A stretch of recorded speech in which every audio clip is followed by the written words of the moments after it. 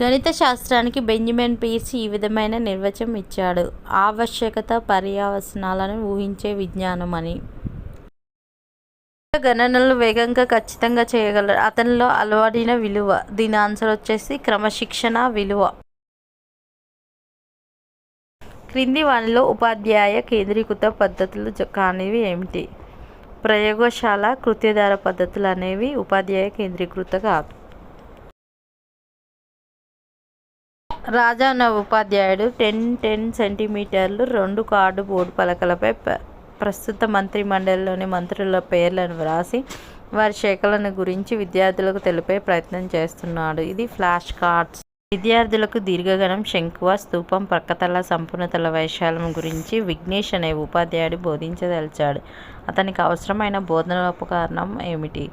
జ్యామితీయ ఘనాకార పెట్టె.